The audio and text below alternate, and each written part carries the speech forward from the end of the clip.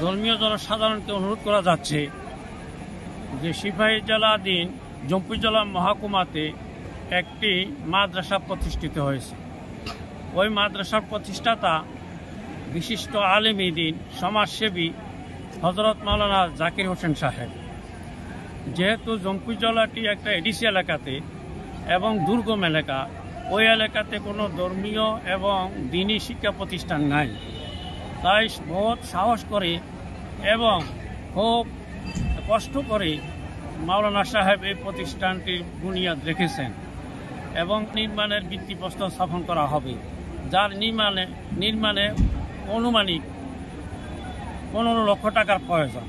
তাই ধর্মপ্রাণ জনসাধারণের নিকট আকুল আবেদন যে এখনও দুর্গম পরিস্থিতিতে এবং দুর্গম এলাকাতে এরকম একটা দ্বীনি প্রতিষ্ঠানের একান্ত প্রয়োজন। এই প্রয়োজনের কারণে মাওলানা সাহেব খুব কষ্ট করিতেছে এবং এই মাদ্রাসাটিকে চালাইবার চেষ্টা করিতেছে, কিন্তু আর্থিক স্বল্পতার কারণে সমস্ত কাজকর্মগুলো আমার করিতে অসুবিধার সম্মুখীন হচ্ছেন। তাই সবার নিকট আকুল আবেদন এই মাদ্রাসাতে বিভিন্ন রকম সহযোগিতা এবং সাহায্য করার অনুরোধ রাখছি। মাদ্রাসাটির নাম আল জামিয়াতুল ইসলামিয়াতুল আরবিয়াতুল জলিলিয়া, জগাইবাড়ি। সুতরাং সবার নিকট অনুরোধ যে এই মাদ্রাসা দুর্গম এলাকাতে এই মাদ্রাসাটি প্রতিষ্ঠিত হওয়া যে সহযোগিতা করার জন্য সবাই করবেন।